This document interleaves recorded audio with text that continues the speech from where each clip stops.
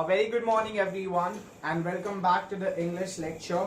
We are all moving ahead. We are all sitting in a ship and the ship is sailing ahead and we all are dealing very meticulously in a very detailed way, in a very punctilious way, the novel called Around the World in 80 Days. Yes, you heard it correct. Anyone who hears it for the first time, Around the World in 80 Days, he is going to be in utter shock. The entire world in 80 days. Now when I talk about world, I refer to continents like the Asia, the Africa, the Europe and many more.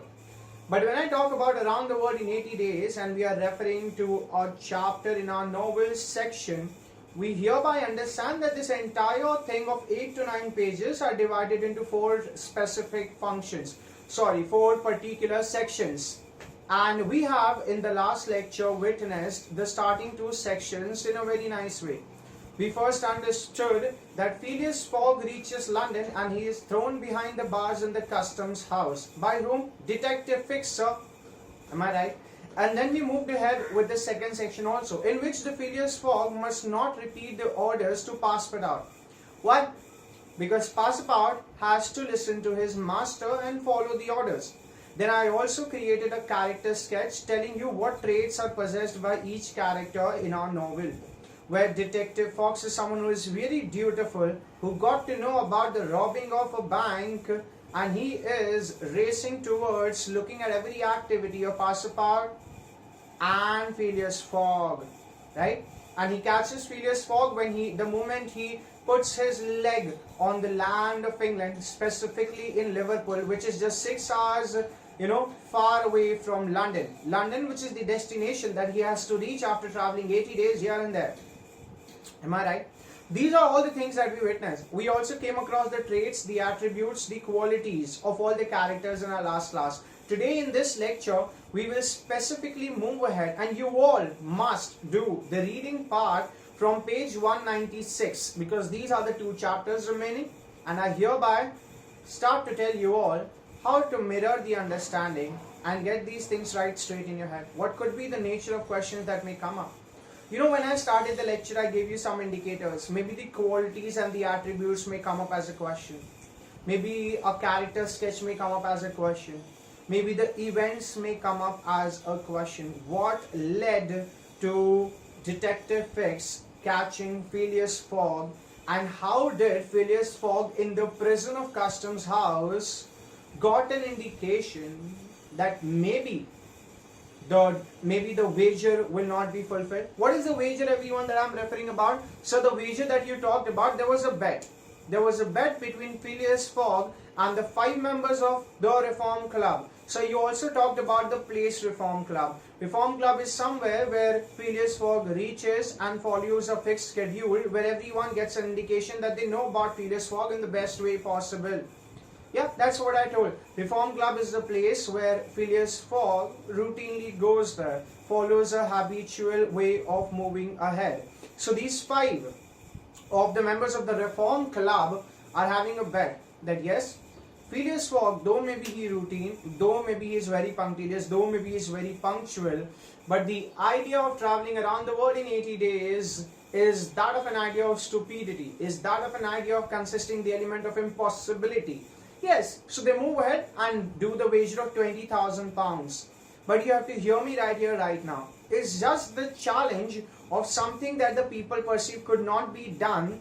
That's what Phileas Fogg takes as a challenge, and he wants to do which is undone. He wants to do which is thought by some people that could not be done. He wants to do that. And you have to hear me out.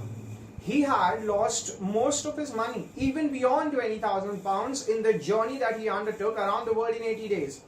And now, could he derive profit from getting £20,000? No. Then the question arises in the reader's mind, so why did he do that then? He did it just for one thing.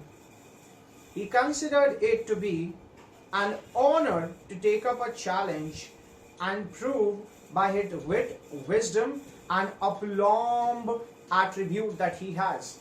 Yes, you heard a word here, aplomb. What's the meaning of aplomb, everyone? Someone who keeps it calm even in the toughest situations, even under great strain, you're calm. That's the meaning of aplomb. Yeah, you can note down this word, A-P-L-O-M-B. And that word is a quality, an attribute of Phileas Fogg. Right? These are the things that we heard. Now let us move ahead and let me tell you what happens next. Let me take you to the page where we had arrived in the last class. Remember everyone, I told you that Phileas Fogg came back to London while he was freed by Detective Hicks from the Customs House prison. And when he came back to Savile Row, he was calm, he was placid, but he was still thinking. He couldn't control his mind from thinking. Now what would be the next step? Passepartout, on the other hand, his mind was raging with a lot of bounding questions, thinking whether he had told his master about Detective Hicks, this particular fallacy could have been prevented, and master would have reached London on the same day. Now what day am I talking about? I am mentioning about the December month. And I am mentioning specifically the day Saturday. You know, when Phileas Fogg arrives at Savile Row, his house, he thinks that he has arrived there on Sunday. And as he confesses his love, the conditionless love to Oda, I told you, right, the character who was about to be, who was about to die because of the cruel and irrational and very, very bad kind of a sati system that she was indulged into. So she was saved, right? She was saved by Phileas Fogg. And that's what we hear, right? That Oda and Phileas Fogg decide to marry each other. And remember everyone, the last time I stopped my lecture, I told you that right now Passepartout is rushing towards Reverend Samuel, who is a clergyman, a priest, who is going to make sure that the two loving birds come into the marriage. Yes, so Passepartout is about to reach there. But right now I'm going to be introducing you to the 5 characters that we have in the Reform Club. The first character happens to be John Sullivan. And John Sullivan is just, a member in the Reform Club. When we happen to talk about Samuel Fallentin is someone who is an engineer in the Reform Club. Then we mentioned about, Samuel Fallentin is also just a member. Andrew Stewart is the engineer of the Reform Club. Then we happen to mention about Gauthier Ralph. Now who is Gauthier Ralph, sir? He is the director of the Bank of England. And when I talk about Thomas Lanigan is the brewer. Now all these 5 members happen to have a constant bond with Phileas Fogg, and they indulged in a lot of conversation ranging to varied topics, and they were the ones who put the wager, who put the bet. Now let me tell you one thing, it did not remain a secret. It did not just remain a talk of Reform Club. No, it did not just remain a talk of Reform Club, but it rather caught the ears and the ideas were spread. The entire country now knew about the wager, about the bet, about the idea of traveling the world around the 80 days. And the protagonist, Phileas Fogg, the man behind the wager, and he is traveling and all of that. Entire idea, entire plot is now moving ahead, with many knowing about the fact, and the beans were spilled. Yes, you heard it correct. What is the meaning of spilling the beans, everyone? The meaning of this phrase, spilling the beans, is giving away a secret. For example, he spilled the beans when I told him. He gave away a secret. Yes, you heard it correct. So now the secret was revealed and everyone knew it in London. And now we are going to be referring to the first chapter, in which Phileas Fogg's name is once again at a premium on change. What am I talking about? The moment Phileas Fogg is left from Customs House, Phileas Fogg is thinking that it is Saturday and he has lost the wager. It is Sunday and he has lost the wager. He still does not think that it is Saturday. He does not have any idea about it. He thinks it is Sunday. And he goes back to Savile Row with a saddened face, yet with a calm heart, and goes on thinking what could be the other factors. And he sits there, but he tells Passepartout to go and catch the clergyman for the marriage affair, certain and sure marriage affair. Now, as it was about to go ahead, let me first talk about this one. All these 5 members pulling themselves together. What is the meaning of pulling themselves together? Calming yourself down. All these 5 members calming themselves down were still thinking whether Phileas Fogg would be able to come back to the Reform Club at 8:45 on Saturday on Sunday, or would he not? On Saturday, or would he not? on Saturday, would he come back, on at the threshold of the Reform Club, or would he not?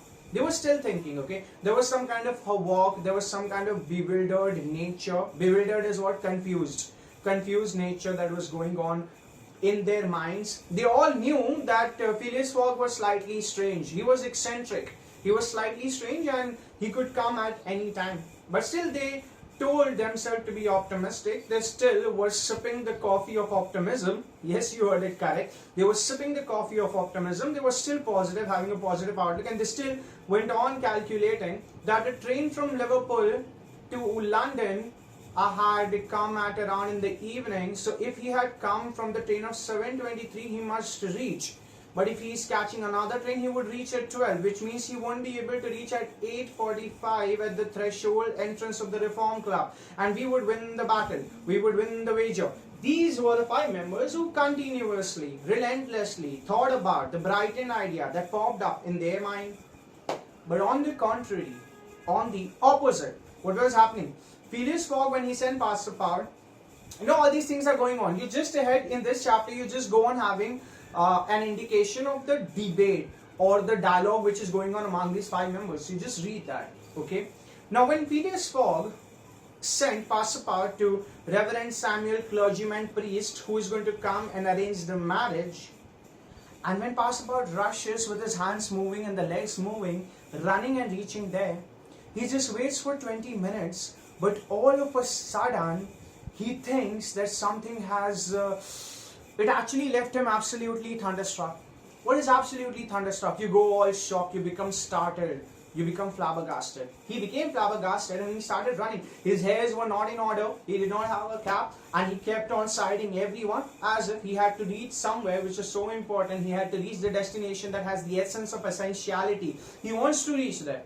And he reaches back to Savile Row, and with the breathing heavily, he says to the master, "Master, tomorrow is not Monday, it's Sunday."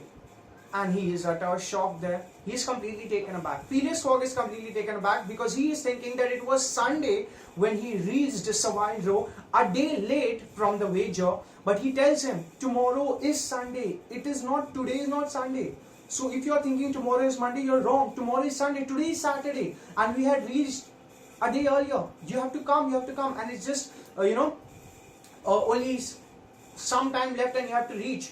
And that's how he catches him, takes him to the Reform Club. And that is where you see they are all waiting.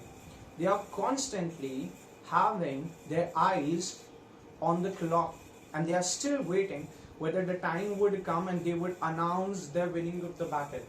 But that does not happen, kids, because he reaches on the very last minute.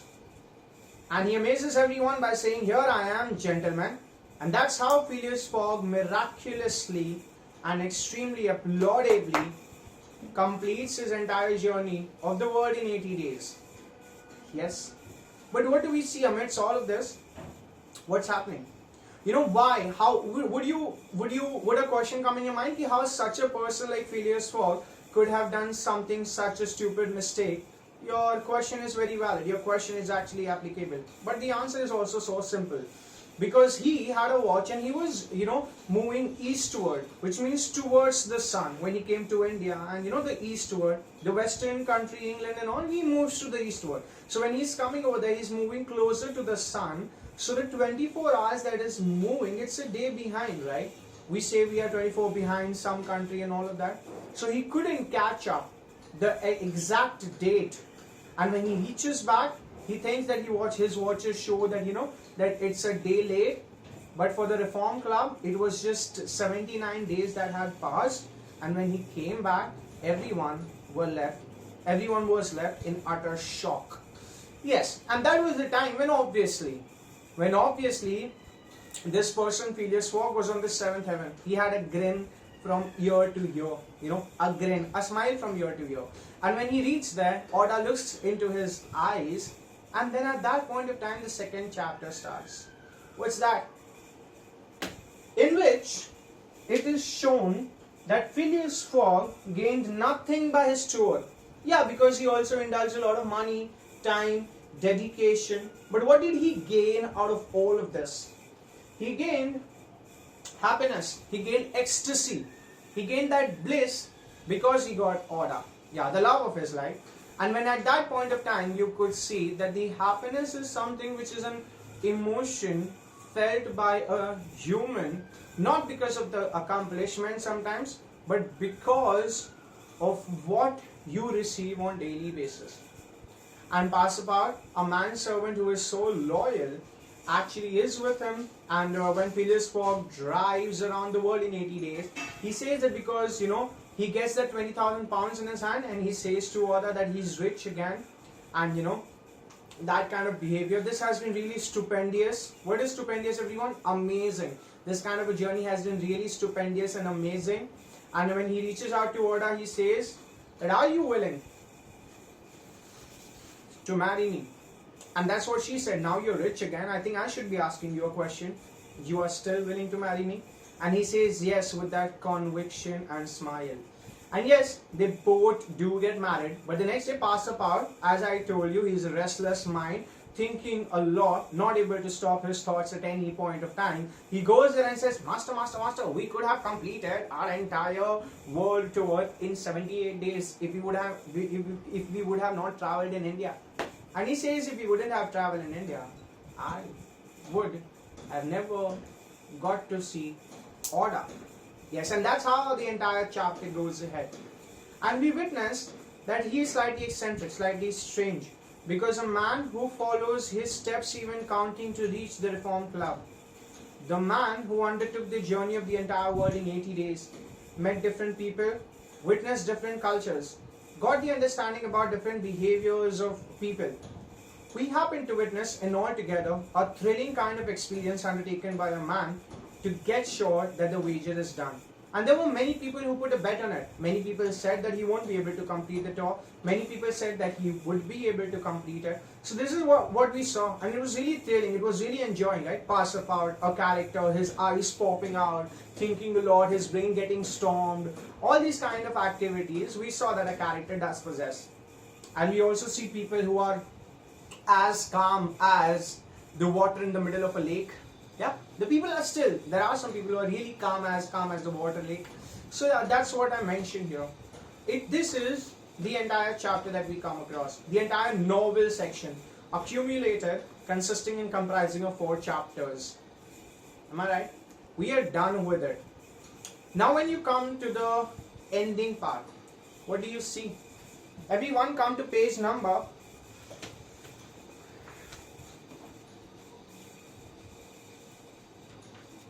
'Everyone, I order you to come to page number 201. I'm sorry, why am I saying 2000? 201. And can you see the character section there? Brainstorming. I told you there are some qualities that I have mentioned, I have given you in the group. You have to solve that. Look at the third one. Phileas Fogg is as cool as a cucumber, whereas Pasapar is as crazy as a loon. Explain the statement by citing some references from the extract. I will be sending you this answer. But can I ask you the question, what could possibly be the answer? We got so many instances in the chapter where we saw that he was really calm, he was really serene. Am I right, everyone? He was put inside the customs house where he could start thinking that he would lose the battle and the wager, but he still keeps his veins in calm. He still has the ice water in his veins. Yes, you heard a new phrase just now. What's the meaning of it? Ice water in the veins. If you say someone, I experienced the ice water in the veins even when they shouted at me. What's the meaning of that? You were experiencing calm atmosphere even when someone was shouting at him. So he still experienced the ice water in his veins when he was in the customs house, right? So yeah, we see that. You can actually make use of these phrases in your answer. And what would the examiner have? Marks for you.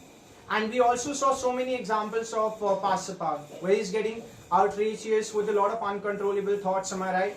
You could go ahead and say that Pasapar, in the extract, when you read the novel section, you happen to come across various instances where he could not control himself and he is overthinking about the possibilities of he would have said to his master about detective facts. So you can write that. I'll give you the answer. Detective Fix tried hard but could not fix the charge of robbery and Fogg. Explain the statement from the point of view of Fix. I'll be telling you this. I'll be giving you the answer for this. Okay. For now, character sketch of horror from Fox's point of view. Come to page number 202, everyone, and do not come to plot section. Okay, just rather come to the settings section there. And when you look at A31, which of the following are used as a means of transporting the novel? How do they help the characters in the extract? You know, remember in the last lecture I talked about elephant that he is taking from Calcutta to Allahabad? That is not mentioned in your textbook. So even if you have the information about he been catching elephant, you wouldn't write in your exam because the extract doesn't mention it. Are you getting me, everyone? We are going to be strictly moving ahead with the information provided to us. Look at horse. Even horse is not mentioned. So, but the steamer is mentioned. The train is mentioned. Am I right? So you're going to be, you know, you have to come up with the answers in that way. I'll be sending it to you.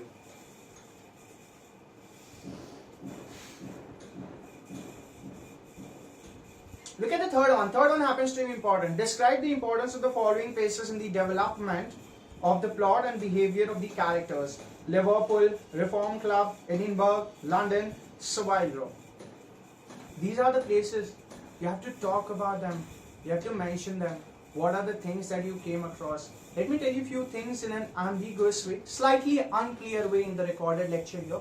But I'll be sending you the answers for the same. Okay? Can you look at the last question, which is so important? Which of the following places in India are mentioned in the novel? Bombay, Allahabad, Chennai and Calcutta. I'll be giving you the answer for this question. Look at the third one. Liverpool. How would you mention Liverpool? Liverpool, the soil of Liverpool made a very different kind of hurdle for Phileas Fogg because he witnessed his arrest by Detective Fix, who was relentlessly following him in all the different directions while the travel was moving ahead. Okay, and then he was completely flummoxed. What is the meaning of flummoxed? F-L-U-M-M-O-X-E-Z. The meaning of flummoxed is confused. He was completely confused. What did it just happen to him? But on the other hand, Passepartout was completely aware what had just happened. So you know, you're going to move ahead and describe Liverpool. That Phileas Fogg had started calculating that if he catches the train from Liverpool to London, he would reach there in 6 hours. So you talk about the place Liverpool a lot. I'll give you the sentences that you have to mirror down in your answers. Alright, so these are the questions. And 12 standard. Let me tell one clear fact here. You are going to read the entire Around the World in 80 days at least twice. Speaking the words, understanding the scenarios, the character sketch, attributes, qualities, the places, the importance of places and the plot that revolves around everything. And only then a sign of perfection will be reached and a greater kind of comfort will be felt by you when the question pops up in your exam. Are you getting me, everyone? Hope you all have understood the entire novel section and you would read it. We are done with Around the World in 80 days. With me sending you some of the pointers that you have to answer with in your exam. With these questions that is there at the end of the novel section. And while I'm moving my hand, let me end the lecture with one more word that I can give you. You know, when you move your hands, maybe you're moving your hands to form sentences. But sometimes when you're moving your hands, you're moving your legs, that is the meaning and sign of nervousness. You can tell a person, why are you fidgeting? F-I-D-G-E-T-I-N-G.